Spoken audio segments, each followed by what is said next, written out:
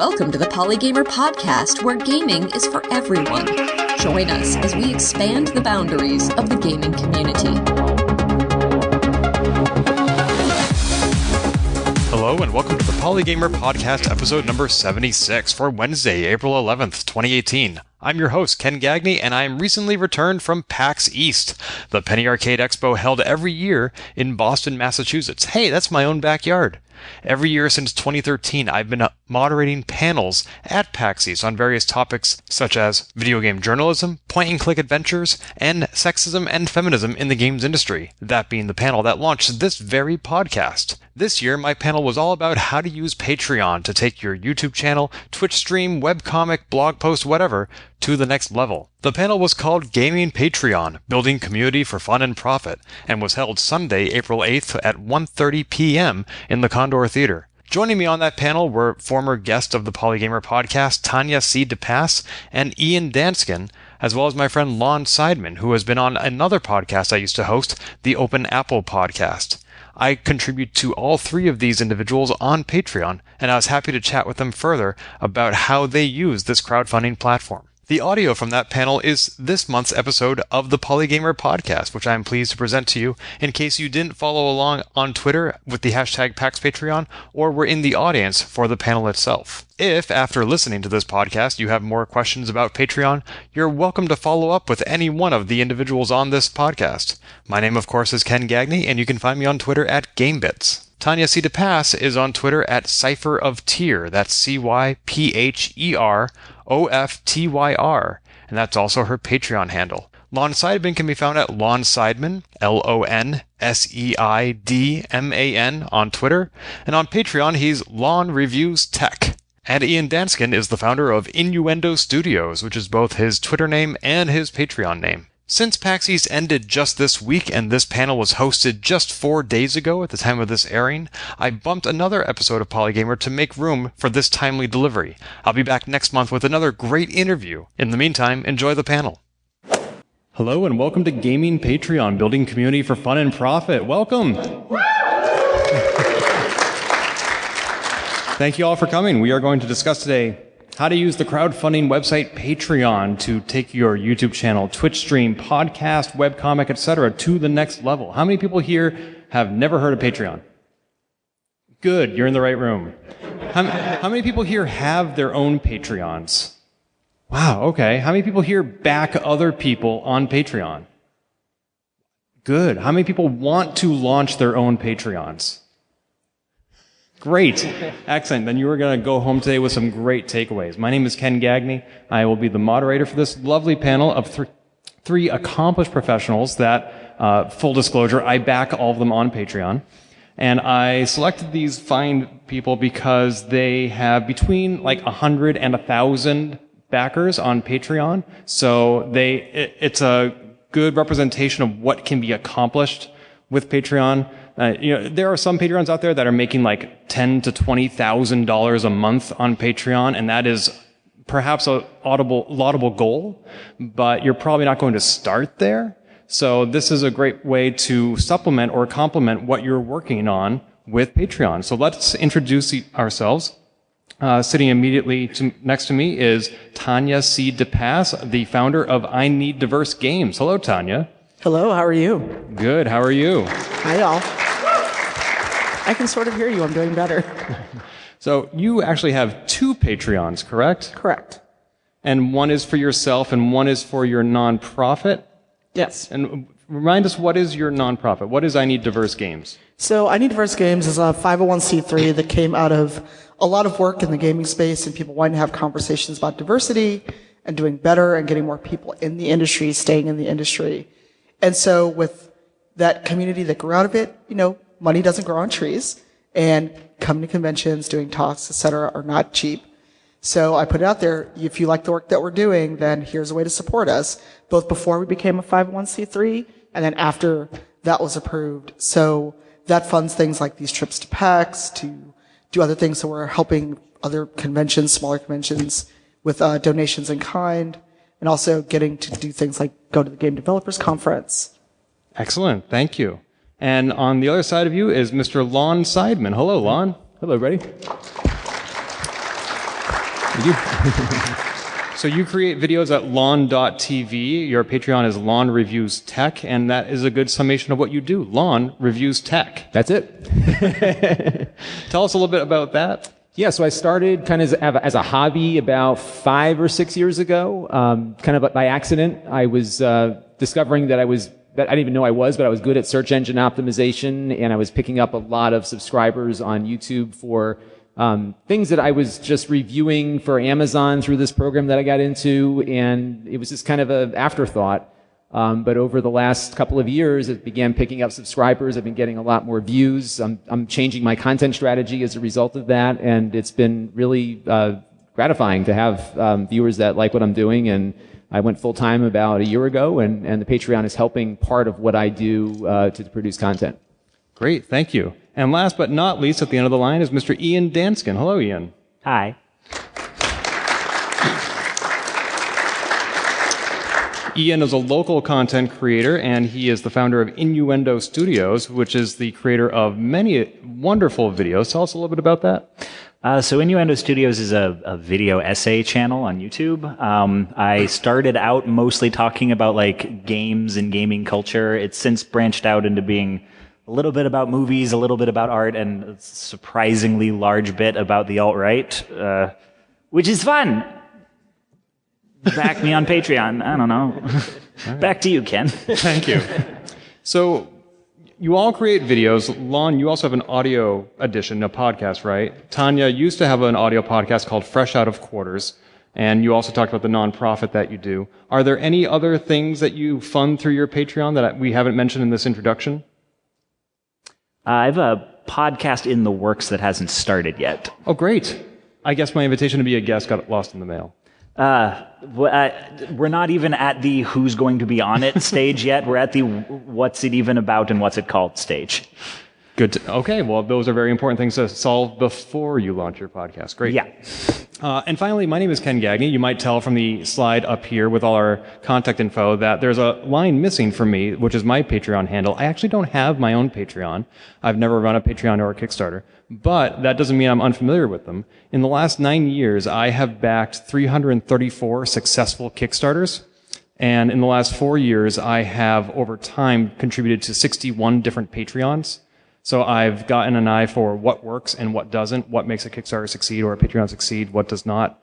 I use some of that knowledge to teach at Emerson College here in Boston, where I'm on the faculty. I teach a course in online publishing, including crowdfunding, which is also a workshop I teach at the Harvard Kennedy School.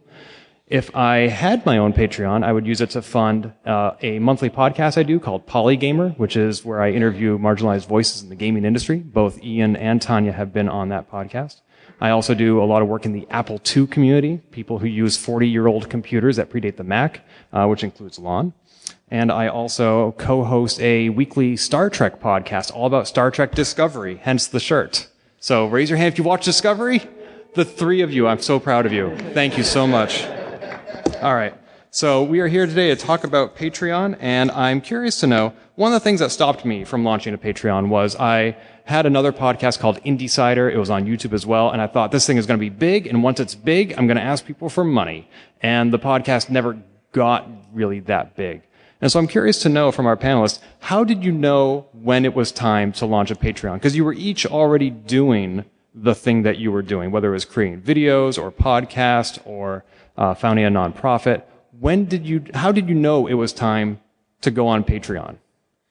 For me, I was actually kind of burning the candle at both ends with a day job and doing everything that I Need Diverse Games was turning into.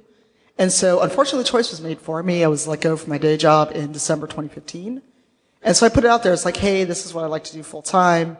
And I figured I'd give myself 3 months. If the support doesn't come in, then I'll go back in the, 9 to 5, day to day. But it worked out. I had friends and people who enjoyed what I Need Diverse Games was becoming, support to the point where I could go to conventions, I could do things like that. And then my personal Patreon is actually what keeps a roof over my head. So, there's a lot of, this is kind of inside peek to what I do, and here's what's coming up that I'm telling you before the general public. And the personal Patreon was there for a while. It was just like, this is extra money for things I want to do to improve my streams, to improve the podcast when I was still doing it. And now the nonprofit is what keeps I Need Diverse Games running, and the personal is what literally keeps the roof over my head. Do you find that a lot of people back both Patreons? Is there a lot of overlap? I do have some people that do both, like they'll do $5 or $1 on each one. And then with Twitch and the monetization, they came up with that. Some people were already supporting on Patreon, but they'll do like maybe reduce Patreon and then support on Twitch as well. So with different avenues for it, it's good to keep a good variation in your revenue streams. Great. Thank you. What about you, Lon? When did you know it was time to go on Patreon? When my viewers asked for it. Really? Yeah. They wanted to give you money. Yeah, and I hadn't intended on doing it because I was in the same boat. I had a full-time job. We had a baby. So I was working, coming home, taking care of the baby, putting the baby to bed, and going down to the basement where I still work and I never leave to do content. And what's been happening, I think, and this is what's been really exciting about where we are, where media is, and not just the kind of media that we're here at PAX for, but just media in general, is that I think there's a notion out there now that helping creators, whatever they're creating, produce what they produce with small contributions is becoming the norm. And I think a lot of people were looking for a way to help me, like they were helping other creators. I was giving to Patreon accounts for YouTube creators that I liked well before I started my own. So when that ask came, I said, all right, I'm going to put it up. And I was very clear with people, look, I'm not going to do anything special or different for a couple of reasons. One is that I didn't have time to do separate content for patrons. But also that, just from my own channel, I didn't want to create two classes of service, if you will. So I just said, look, I'm not going to do anything really different. But if you want to contribute, you're welcome to do that. And I created that for people, and it's just kind of been an organic thing that's grown over time. It's really great that they asked for that opportunity, because that's what Scott McCloud proposed in the book Reinventing Comics. He thought that if we had a system of microtransactions, people would want to pay for this stuff. They don't want to sign up for like an $8 a month subscription for the Washington Post for things they might never read, but they'll give you like $1 per video if they're going to watch your video. Yeah, and what's happened since then is now people are asking for cryptocurrency. So I started with Bitcoin, then it was Ethereum, and then it was Bitcoin Cash. So I've had to learn about a lot of these different things, primarily because viewers are asking for ways that they can help support what I do. So you just have this giant vault where you go swimming in Bitcoin. Yes, it's millions of dollars now, and I'm going to retire on it. Impressive. Yeah, until, never mind. I need a couple more bucks from you, okay? What? I already, anyway. Ian? I decided to run a Patreon when I looked at my bank account and there was nothing in it. Ooh. So when I released my first video essay, and then a few months later, I hadn't been able, I was a part-time student and a freelancer, and I just hadn't had time to make another one. So I ran a Kickstarter that was just like, hey, I would like to do another year of videos on a somewhat regular schedule. How would people feel about that? And it was successful. And then I launched a Patreon when that money ran out. And then for a while, it was like I was juggling Patreon, school, and freelancing, but I was able to carve some time out of the freelancing for my own stuff. And then eventually, last year, I was able to actually say, hey, we need to either scale this up or scale it down. And the patrons were like, let's scale it up. And so now, after years of doing it, I'm able to do it full time. Awesome. So all three of you are doing the thing that Patreon funds you for is what you do full time. Great. By the way, if anybody, there will be Q&A at the end. If you want to toss in a question or comment during the panel, we're using the hashtag PAXPatreon as seen on the screen. So feel free to do that, and I'll be monitoring that stream. So you do this full time, and Patreon helps make that possible. Is Patreon your primary source of revenue? Not necessarily your exclusive one, but is it where you get most of the money that you need to do your thing? Anybody? No. It's part of it. And what I've been focused on is multiple revenue streams. We all know how YouTube can be a little unpredictable on the revenue side. And we're going to talk about Adpocalypse in a little bit, so I'll save some little nuggets there. But what I've decided to do with mine is I needed help in my studio. I review products. A lot of that is repetition of tasks. So when a computer comes in, we test the same things on every single one. It took a lot of my time to do that, some of the editing that I do on the channel. So what I decided to set as a goal for the Patreon was hiring somebody. I hired a 20-hour-a-week person who's working for me now, who's primarily funded through the Patreon. And so that way I'm saying to viewers, and this is the truth, is that their contributions are directly helping the growth of the channel. It's not going to my pocket. We created a job for somebody to help build the channel more. And I would hope over time that I could do more of that, to have that kind of fund the payroll. For me, it's about 80 to 90%. And One of the goals for us as well is to get someone hired because there's only one of me. But I do have various things. I do a lot of freelance journalism. People have been very kind with donations when we kind of put the hat out for the I Need Diverse Games side. But for the personal stuff, it's mostly Patreon and freelance when I can get it. I have room in my schedule to take on freelance gigs, but since going full time, I haven't. I like leaving that time free to do things like this. So we've talked about what you use the money for, whether it's to pursue your art full time, to hire somebody part time, to go to cons and support grants and the like. So those are the goals for Patreon, but you can also offer rewards, which are incentives for people to give you money. What sort of rewards have you found effective without it becoming a full-time job? Because like Kickstarter reward fulfillment can take years to complete. So you want to keep it, a low activation barrier for yourself. For me, people at a certain tier can request a specific game be discussed or a blog post topic, or I'll do like, here's an AMA. Between these days, I'll take questions and I'll write a post in response. Fortunately or unfortunately, travel has kind of pushed that back a bit, but it's been very interesting, the engagement that I'll get, because some people are very happy with a peek into kind of behind the curtain stuff, and other people want to know, like, what is it you're planning? What is it you want to do? So there's anything from like $10 and up, depending on what folks want from me. And there's a couple tiers where it's like, I know it's that kind of, I don't really ever expect anyone to support me at this level. But if they do, it means they're going to get like personalized attention. They're going to get content just for them, maybe some instruction on podcasting, streaming, etc. And if I recall, Tanya, you have at least a few backers that support you at the $250 a month level. That's actually a glitch in Patreon. Something screwed up. Really? It's a glitch? I have one person at $150. Wow. Okay. I mean, I'm still impressed because $150 a month is a lot. It is. Oh, trust me. When I saw that email, I was like, well, I guess I've got some more work to do. Now, is this, and not that I'm asking for TMI, but is this somebody who is sustaining that level as opposed to just doing it once? Because I've seen Patreon creators say, oh, back me for like $1,000 for 1 month instead of $100 for 12 months because it'll look really good for that 1 month. No, if someone is going to support me, whatever ability level or whatever they're comfortable with or what it is they'd like to get out of me. And if it's something like a diversity consultation that will go on and on, if you want to give me $250 a month to diversity consult with you for a year, I will happily take your money. What about, let's skip over Lon for the moment. Ian, what sort of rewards do you find useful?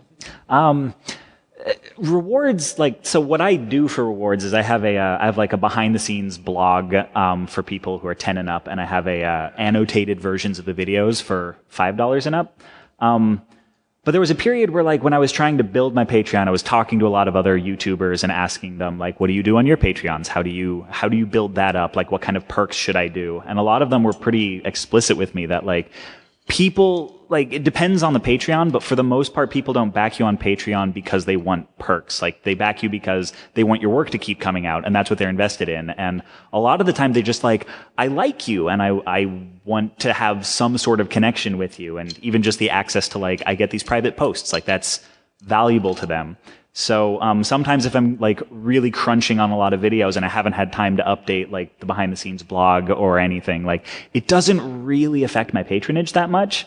And sometimes I think we overfocus on we need to give them really, really cool behind the scenes stuff and everything, which when I polled my patrons on what kind of perks would you like, most of them were honestly, we just think you're cool. And if there was a perk where we could take you out for a beer or something. And I was well, no, there isn't, but that's cute.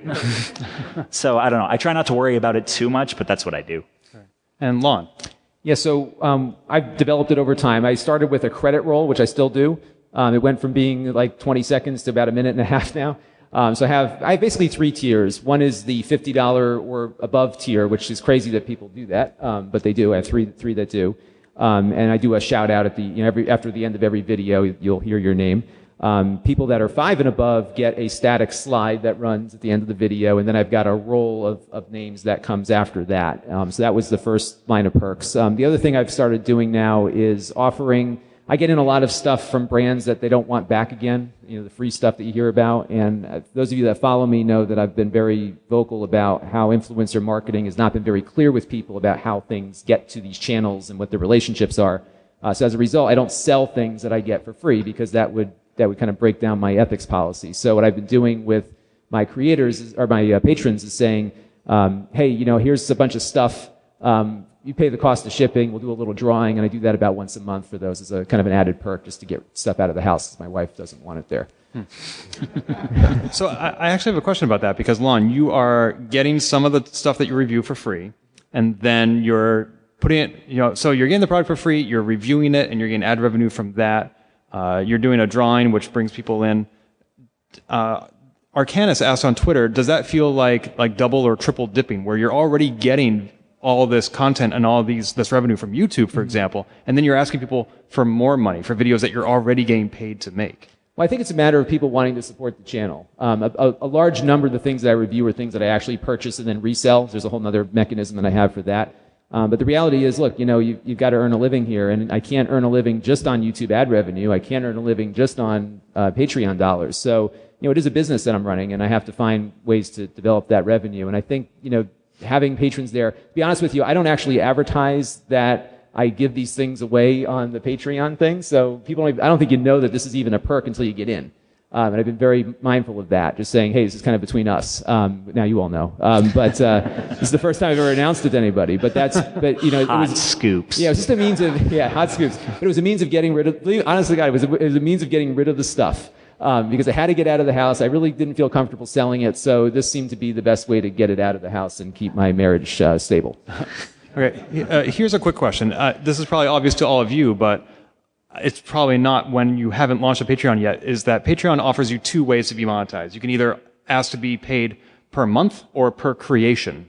And I think all three of you are doing per month. Why did you choose that model? Because if I did per creation, I'd never have any money. Depending on what people want and what my travel schedule is, it's going to be hard to constantly even set up content ahead of time, because like with the AMA stuff, I never know what people ask, so I can't plan ahead for that. So per creation, it also gives people kind of an out per month, will give people kind of an out where it's like, maybe this month is a little lean, whatever, and I won't feel bad if I drop this month for a couple months so things get better. And again, per creation, I'm not producing a physical thing. I'm not yet doing video, things like that. So I would feel bad taking money per creation if I'm not constantly outputting. And so per month, if I'm not doing enough for patrons or they need to drop it for a while, you can go, hey, I'm a little light, whatever, and it lets them off the hook, and I don't feel as much guilt. I still feel guilty, trust me, if I don't constantly produce stuff like every few days, every week, once a week or something. And Lon, I'm guessing that since you produce about 20 videos a month at least, and people can cap how many donations they make, so they're probably going to limit themselves to the first video or two anyway. I would bankrupt my audience. So I opted it's just easier to do it that way. I knew the level of content I produce, and it works better that way. And I think too, people often don't realize what they're signing up for, so when they click on stuff, they could inadvertently decide, oops, I didn't mean to be unlimited.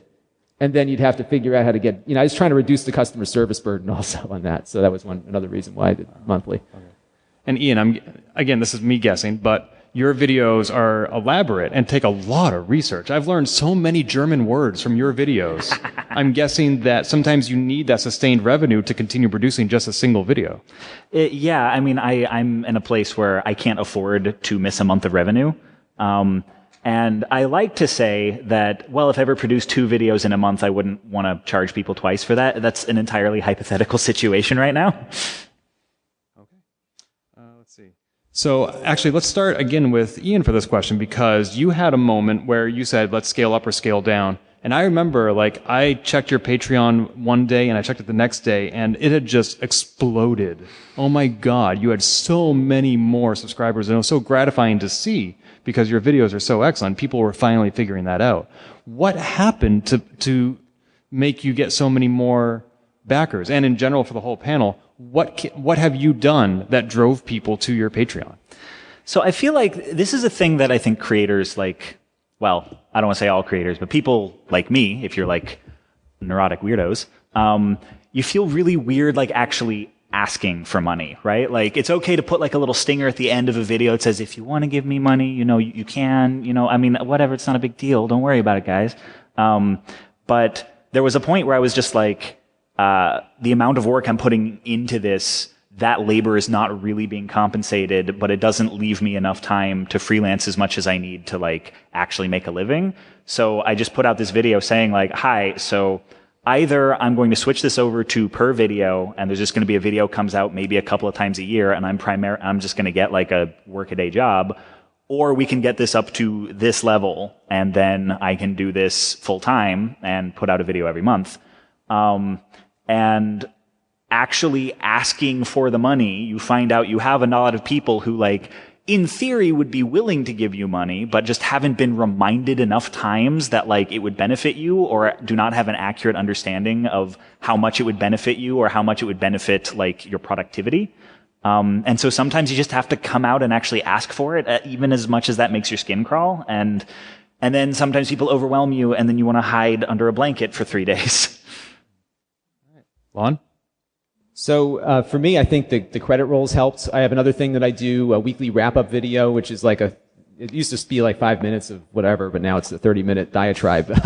And I started off with thanking the people that contributed the past week. I think that's helped remind people that that's an option for them. And again, I look at it from a similar perspective in that, you know, I was a contributor before I was a creator on the Patreon system, so I know what some of these creators are struggling with, and I just like to help people out who I like, and I want to keep seeing more of their content, and that's been kind of the approach I took with it, and I think other people that are contributing are seeing the same thing, or contributing for those reasons.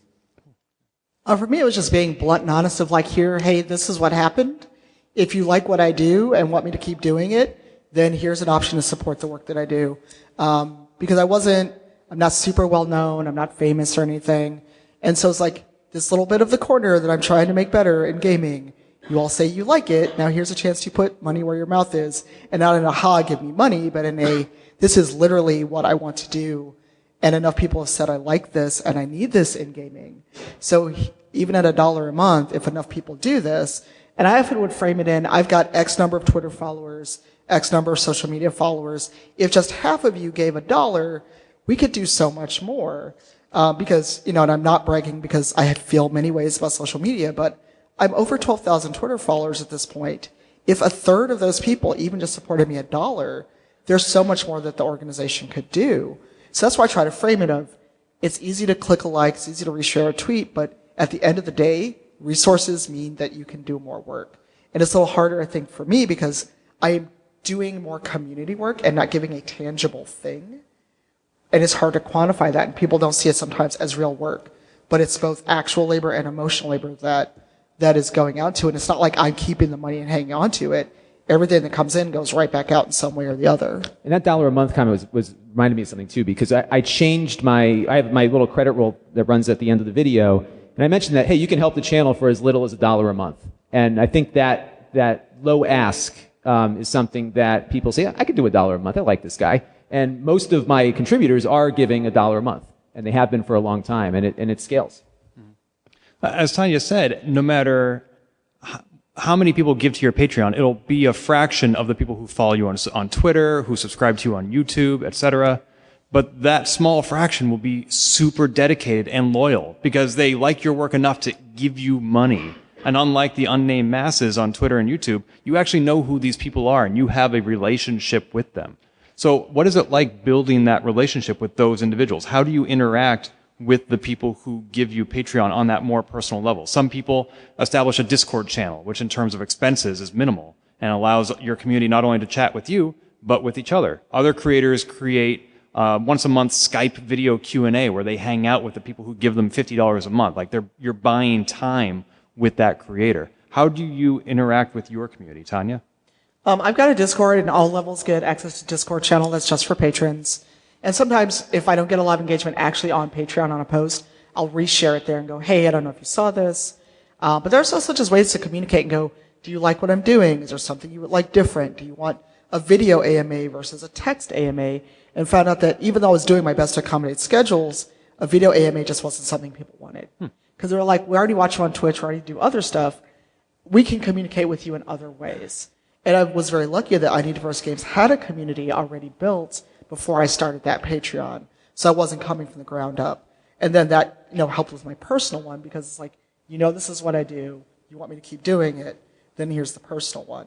So the community part of it is there, and it's like I'm accessible on Twitter, and it's being present and being visible. And, and realizing also that, and this is going to sound terrible, that while people are supporting you and they're giving you money, there still needs to be kind of a level of distance, because there have been instances where people try to get a little too familiar. They go, well, I give you $5 a month, and I'm like, that doesn't mean you get to know everything going on in my life. So recognizing the community is there, but also setting appropriate boundaries, I guess, would be the right thing. Lon? So I ask on a somewhat regular basis, and I remember when the Patreon started to build itself higher, I sent out you could send a message just to patrons on Patreon, and I said, what would you all like? You're giving me money. I'd like to do something for you. What would you like me to do? And it was like crickets, like the first one I sent out. Second one went out, some people were like, oh, we just want to help you and support you. And it's been, I'm kind of in the same thing where it's like kind of uncomfortable. These people are giving you money, and you want to do something for them. But generally, I think I attracted, the types of patrons that I am, which is, and I'm not expecting anything here. I'm just looking to support a channel. So that was about the extent of that. So I do send out, emails to the group occasionally. I say email because, as we'll hear in a few minutes, I have now like 2 different ways of doing this viewer support thing, which has created a lot of bookkeeping. But it's something I do. I do want to keep touching the patrons in an individual way that way, so that at least people know that I'm not taking their support for granted. But yeah, it was surprising not to hear any feedback as to what people wanted from from their contributions. Ian? I mean, I think I'm in the similar boat to Tanya on this one about like I want my patrons to feel like we're all on the same team. I don't really want to cultivate the idea that like we're all pals. And especially when I got messages saying like, hey, you seem like someone that I'd like to go out and have a beer with. I'm like, okay, I'm a person on the internet and you're paying me for my content. Like, I think you're cool. Like, don't get me wrong. I think all my patrons are really cool.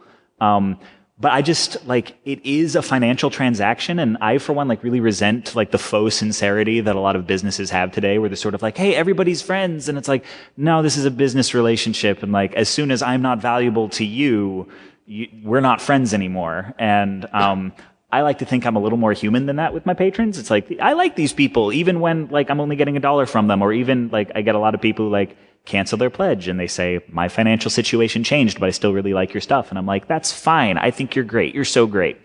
But I've been really hesitant to start like a Discord channel or anything, because I don't want to, what do they call it? A parasocial relationship. I don't want to form a parasocial relationship with them.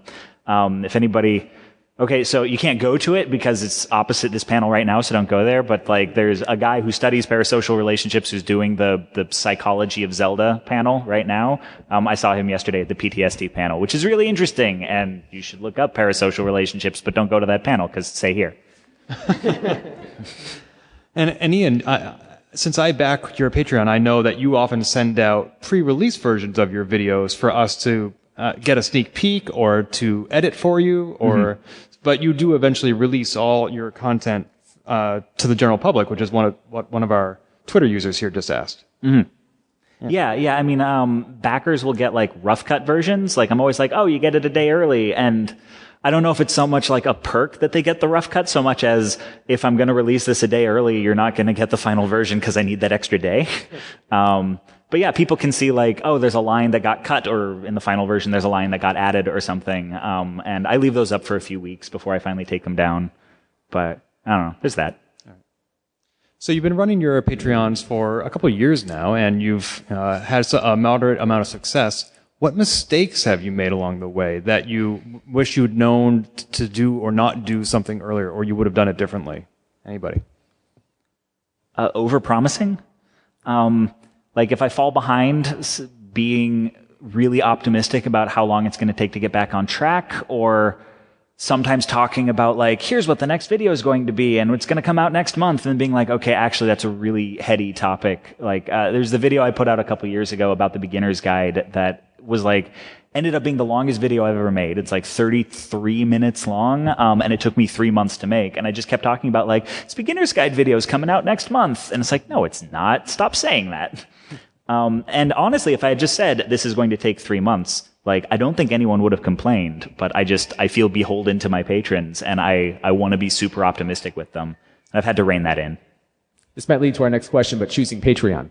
That was, believe it or not, was a mistake in the sense that, I've been very mindful of not putting all my eggs in a basket.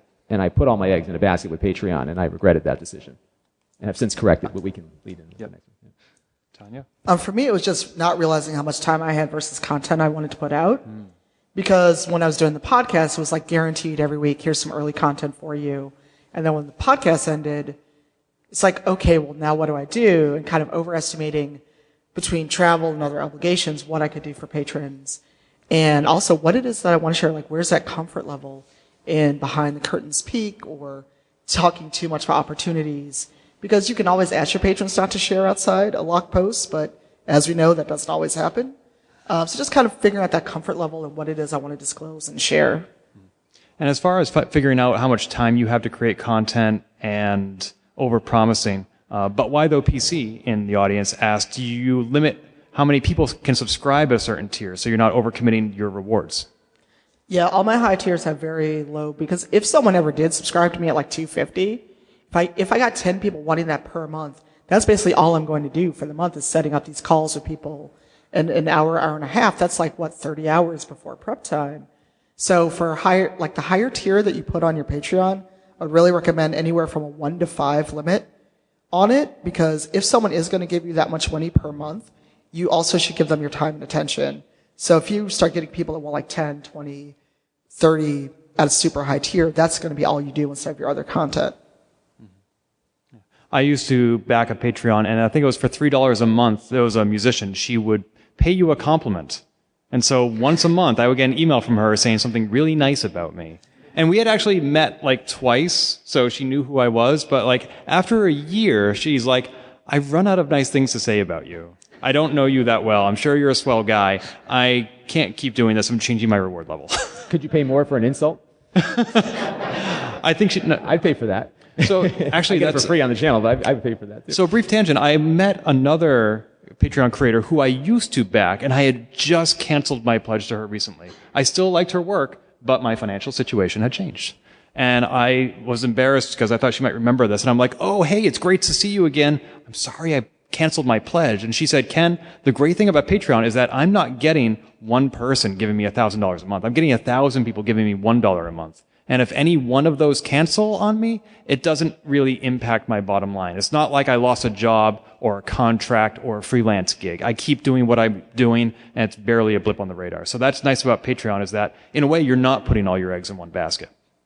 But let's talk about that, because I asked you what mistakes you have made. Patreon made a huge mistake this past December, and they proposed changing their fee structure where the people who were giving at a very low level, $1, $3, we're going to be paying proportionally a lot more fees for every creator that they backed.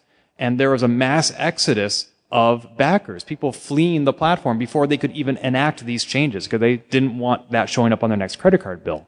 So many people fled that Patreon changed their mind and said, we're not going to do that. We're sorry. We'll rethink this and we'll collaborate with creators next time to make sure that this doesn't happen again.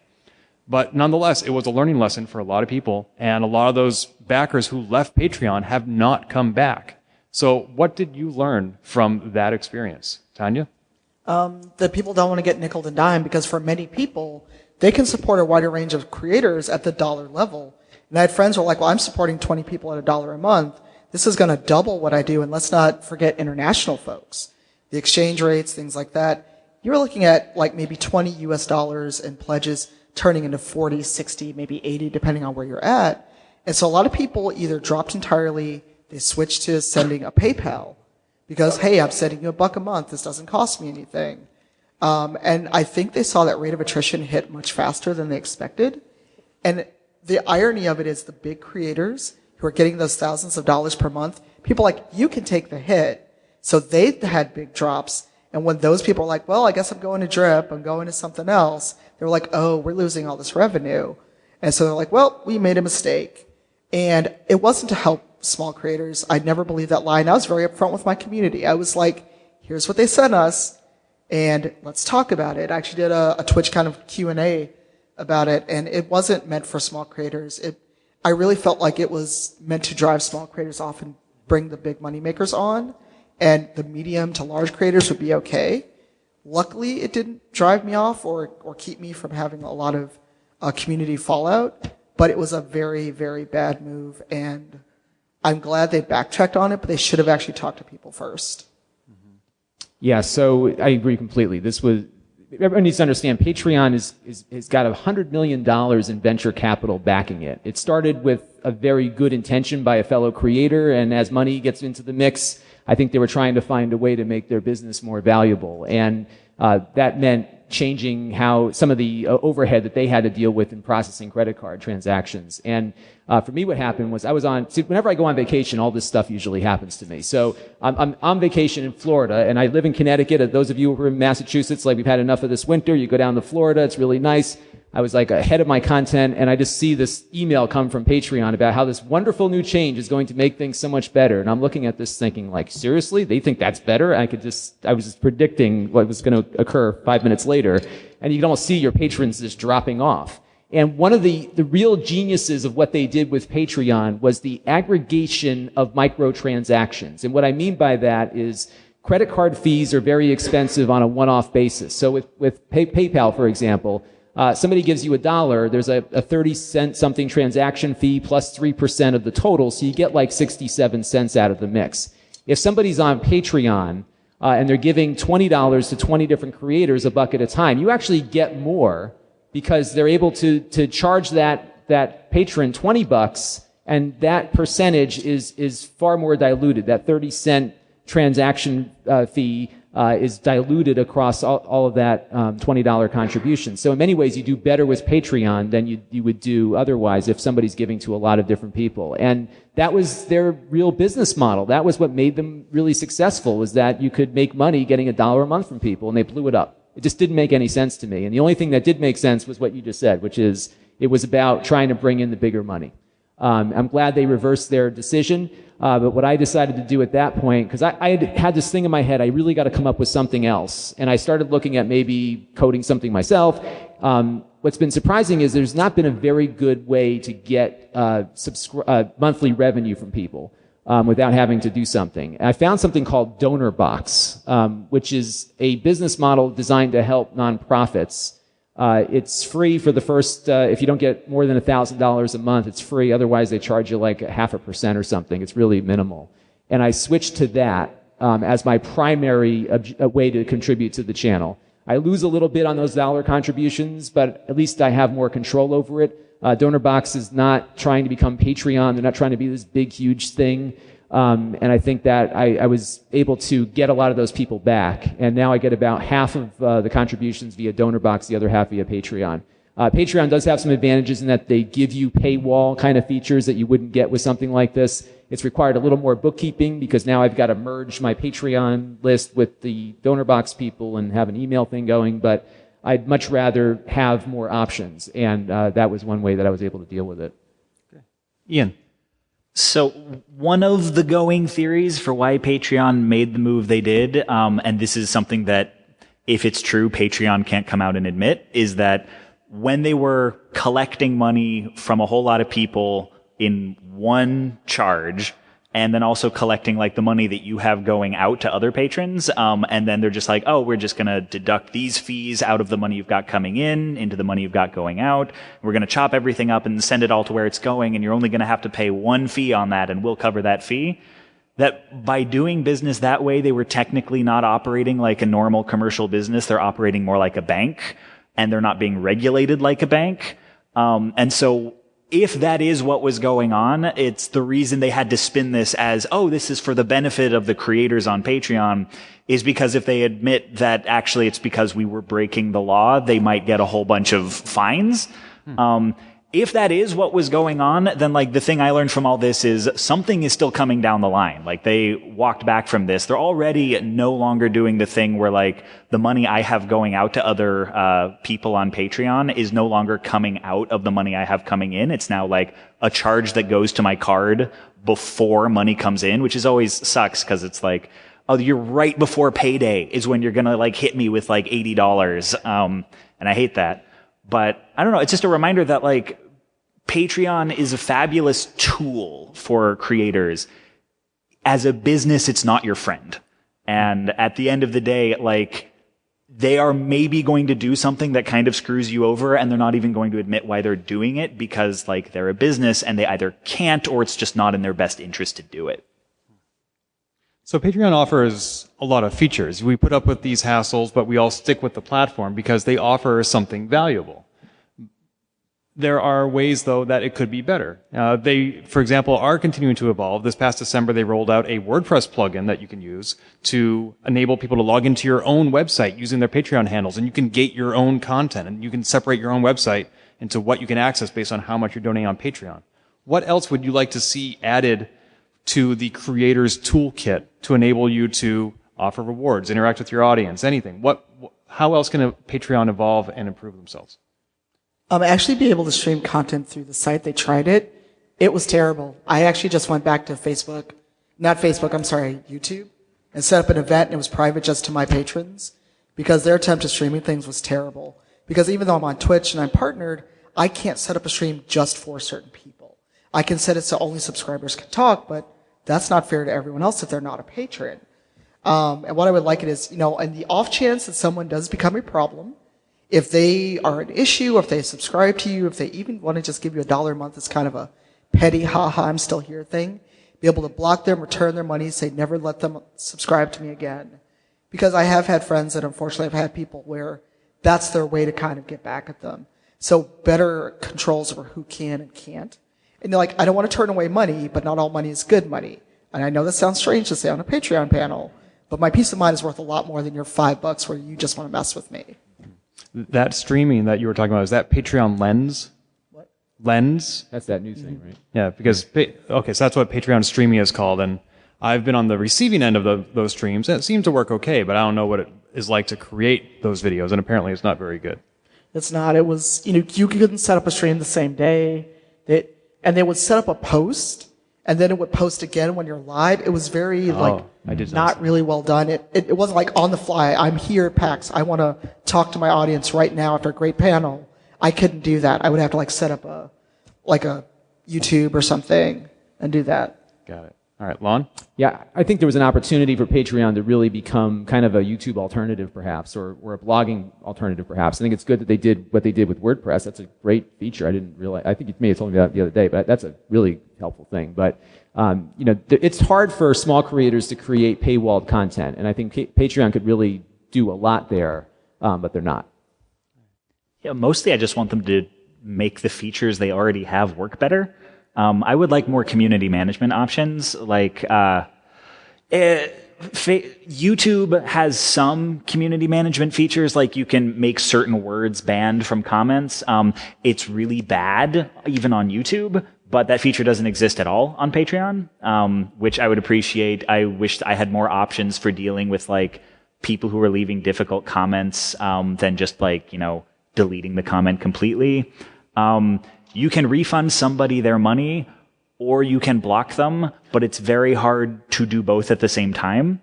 So you can really only refund someone their money if you have a Patreon balance, which I usually only have at the very end of the month. And if someone's being a problem, I want to ban them right away. But then once I've banned them, I can't refund their money. And it's I'm always telling people if they're being troublesome, hey, you can either behave yourself or I'll be happy to refund your money. I always frame it as I will give you your money back. If you're being a problem, I'm not going to just cut you out of here, take your money and run. So that people can't really argue that I'm censoring them. No, I'm refunding you. But the one time I've had to block somebody, I'm oh wait, now I can't refund them. Well, guess I'm keeping that money. Well, that's the penalty they get for being jerks. And now I just make those $7 rain on myself before bed. All right, I want to take at least 10 minutes to do Q&A, and I like to do Q&A a little bit differently. Instead of having you line up somewhere, which favors the people who are sitting next to the microphones or those that are able-bodied, I am going to walk around to people who have their hands up, and I'm going to let you ask your question that way. So raise your hand if you have a question. All right, I'm going to start here in the back. Also, I get more steps on my Fitbit this way. Hi.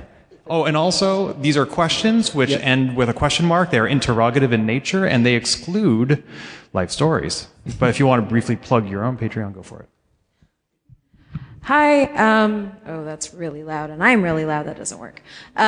So I run a podcast, and I use Twitter as my main way to interact with everybody. We're still fairly small, but we've been able to build up some patrons. But my problem is that I've found myself interacting with my patrons differently. So like maybe having a disagreement and not coming at it the same way I would if they weren't a patron of mine. And it kind of sits in the back of my head, and we've had this discussion between my other co-hosts too, because it's like, how are we censoring ourselves? And have you all done that or found that? And do you have any advice for like going into those situations? Because like we're really small, and it does take we don't make the money back that we put into the project, especially because we're trying to grow. So like every dollar matters. But like, what would you all do in those situations? I feel like that's kind of a tricky one when you're starting out because, like in the long game that you're playing, one patron who's being problematic is like not super going to break the bank because usually they're only pledging like $2 to $5 or whatever. And like once you're established, you can afford to just shed those people a little easier. But when you're starting out and, you know, you're not even breaking even, you can feel a lot more like you are beholden to just keep every dollar that you're making. Like, I feel like if it was me, I would say, whatever, I'm in the red anyway, I'm just gonna cut that person out because, like, I'm at the inceptual stages of my project and, I am creating my community now. Like this, like, what foot I set forward is kind of gonna set the tone for other people who come in. And if there's someone who's, like, messing with people or is just, like, argumentative or something, if I allow them to stay and basically be like one of the elders of my community, like they're going to kind of affect the tone of the community going forward. So I don't know. Sometimes it can, if there's a way to just like quietly contact them and say, like I've done this a couple of times where I message someone and say, hey, the way that you're interacting is having a detrimental effect on the community. I want to keep you in my community, but I'm asking you if you would be willing to behave differently. Like, because you have that ability to like direct message somebody through Patreon, that can be useful. Like sometimes it like makes them realize like, oh, this is a human. I'm not just interacting with a business. But I can't guarantee that's going to work. And like, it is kind of a rock and a hard place. I'm of two minds in this because I look at it two ways. One is I look at people who are patrons as people who are investing in what I do. And I take and it's not just them, it's subscribers also. I see people that comment on my videos quite frequently and I take a criticism from them and my Patreon supporters a little more seriously, partly because they know me best. It's one thing to have a drive-by, troll come through, but another thing for someone who's followed me for a long time to say, wow, you really blew this one or something. And I really take that to heart in a good way to try to figure out how I can make it better. Because I look at my patrons and my subscribers as kind of a test market for future growth. If I'm appealing to them, I know I'll get more supporters later. And at the same time, I think what you just said is really critical too, is that I think to a large degree, we need to also police our own communities and determine what's appropriate in there or not. And sometimes you have to make the very unfortunate decision to cut off somebody who's becoming a toxic influence on the community. I think that individual contact first is really critical. I think perhaps they might be deserving of that given they are financially supporting you. But at some point, a very wise man once told me, some will and some won't. And you just have to know when to fish or cut bait. Because if that person is destroying your community, it's going to cost you a lot more in support down the road than $5 might be right now. For me, I try to treat everyone equally, but just notice and thank people that are patrons. Because unfortunately, I had a situation where someone was supporting me on Patreon, but they felt very, very entitled to know personal information, things like that. And I kept getting, but I support you on Patreon. And I looked and they were giving me like $2 a month. It's like, that's cool. I'm glad you like what I do, but no amount of money is going to be worth it. So when you have people that feel very entitled to who you are and your content and they disrupt the community, try like one time to talk to them. And in my case, it didn't work. That actually made it worse, because they were like, how dare you? And it's like, I will give you your $24 back for this past year. Go have a good life. It's on the one hand, it's not pay to play, but they are investing in you. They are supporting you. And the person who just finds your content or isn't a frequent interactor, it's going to be harder to have that investment with them. but you have to find a line of not making people go, these people give me money, they're better than you, or they're nicer than you. It's making everyone feel valued, and that's why I think having Discord and a community area that's just for your patrons can help mitigate some of that. Thank you. I'm sorry, I can't hear very well, so if you do ask a question, can you hold the mic up? Because I'm just like, I heard most of your question, and you told me what it was. Right, I'll be typing out your questions, so I'm paying attention, just translating. Ken, before we move on, could you actually give them the mic back real quick? I have a question. Yes. What is the name of your podcast and how can people back it on Patreon? So the name of we actually asked a question earlier. It's But Why Though the Podcast. We're a pop culture variety podcast. And our Patreon is patreon.com/butwhythoughpc. And that's kind of where we are on all of our stuff. And it's me, my husband, and a really good friend, that do it. So thank you for asking that. Great. If everybody backs them on Patreon, then they can get rid of that person and afford it. And in addition to the plug, everybody who asks a question, also, it's a Steam code. If you could choose one of these 6 cards, and what game did you get? Torment Knights of Numenrana. Great. All right, who else has a question? Let's go over here to this gentleman. Yes, you. Hi. How's it going? Sorry, my voice is gone. I do a lot of different things in terms of content creation, and I have a Patreon. I'm not really sure what types of things I should focus the Patreon on, between podcasting, between making videos, between writing and illustrating a comic book, and between being a streamer.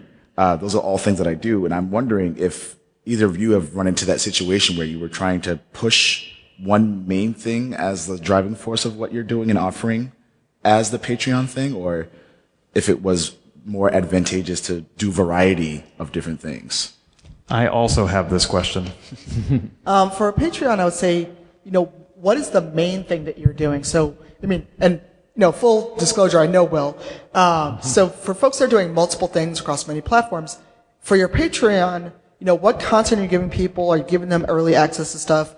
Because as much as I like Twitch streaming, it is kind of here's what I can do on the platform, here's what I can share with you, and there is a way to monetize there that is different in a tier system than what Patreon offers. So I would say for Patreon, things like comics, if you're writing, kind of how to write things, how to do process posts. If you're an artist, like, here's what I'm working on. That's a very easy way to go, here's process posts, here's what I'm doing, thanks for your patronage, and maybe at higher levels, I'll send you a digital file. So I would say things where if you can give something back, and yes, I know I don't give tangible things, but something that is going to engage your community, because then they can comment on the art, they can make requests, they can do commissions. Because while streaming is great, it's not yet tied into Patreon well enough for that to be a thing, unless you're at a point where you're not able to monetize on Twitch or YouTube or Mixer or whatever your streaming platform is. But there are ways to monetize outside of Patreon that are more structured towards streaming and streaming content and things like that. So I'd say if you're a writer and artist, that's the things that I would focus on. If I could draw, that's what I'd be doing. And I think if you're multi-platform, focusing on your personal brand and I'm now guilty of not following the advice I'm about to give you, having your brand travel across all the things that you do. And here's my mistake. I'm looking on my Patreon URL. It's still my old one, Lon Reviews Tech. It's not lon.tv, which is my domain now. I got a good deal on that domain a couple of years ago, and I just never switched everything over. But people need to know where to find you. And what happens is, and I did this myself, when I started backing people on Patreon, I started searching for all the other people that I was enjoying consuming content from, pepper a dollar around the forest a little bit there, and what do you know? I was finding them by searching. So having that consistency, you're the same name everywhere you go, that'll help. Also, it can be useful to have multiple Patreons, if you're really diversifying. If you're just starting out, that can be kind of a big ask. But I would recommend maybe taking the thing that fits Patreon the best and making that the umbrella. YouTubers do better on Patreon than comics artists, and comics artists do better than podcasters. Obviously it depends on the project. But streaming might be a thing that does really well for you. Partly it can just be which audience is your biggest audience, or it can be which platform sends traffic to Patreon the best, and then bringing everything else in under that umbrella and being hi, so I'm primarily I'm primarily a YouTuber, but hey, I also do some writing. I might also be doing a podcast. And that sort of becomes bonus content. And then if something sort of takes off, you can splinter it off onto its own Patreon at some point. Cool. Thank you. Choose a card. What game did you get? The Bard's Tale. Lovely. We have time for one more question that is going to be aimed at one person. We're only going to get one answer from one question. So if you have a question aimed at a specific individual, let's go with you. Hello. What do you think is sort of the sweet spot of kind of like pricing your Patreon a little bit? Because I was a little bit curious because I heard some people doing 7, some people doing 25, and some others doing around jumping around, and I'm thinking about what is the most sweetest spot that you could basically price it at. Yeah, it's funny because when I started, I was just saying, give me $1 a month, and I wasn't thinking about it. And I've had viewers actually, as I mentioned at the beginning, people ask me to is there a way for them to give me money? And I said, okay, I'll just set this thing up. And I didn't really have any tiers for anything. I just had a credit roll. There was nothing there. So the way I have it structured now, and I've had some feedback that this isn't ideal, is I have 1, 5, and 50. And there's nothing in between the 5 and the 50, and there probably should be. And I have to figure out what to do with that. But I think maybe a 1, a 5, a 10, and maybe a 25, and you have to figure out all the things that go in there. And one of the problems is you got to be careful not to overcommit. Because if you are creating these tiers, and people are coming to you with the intention of having some transactional relationship with you, if you can't transact that, you're going to have a lot of negative feedback, and whatever support you get goes away. So you got to really give that some thought also, because you need to be able to deliver if you have tiers, because people will subscribe to certain tiers. Great. Thank you. And that is time. If we could just quickly go down the line and mention again who you are and where we can give you money. You can give me money either at patreon.com/cypheroftier, which is up there, or I need DIVGMS to support our nonprofit work in the industry. Go to lon.tv and subscribe. I'm always free. If you want to give, that's your choice, but I'm just trying to get more subscribers on my YouTube channel, so you're all welcome to click the subscribe button. Innuendo Studios on Patreon, Innuendo Studios on YouTube, Innuendo Studios on Twitter. My name is Ken Gagne. I'm on Twitter at Gamebits. I don't want your money, but if you asked me a question on Twitter and we answered it, I still have some more Steam codes, and we'll be hanging out, I think, a little bit afterward if you have more questions. Thank you so much for your time. Have a good PAX.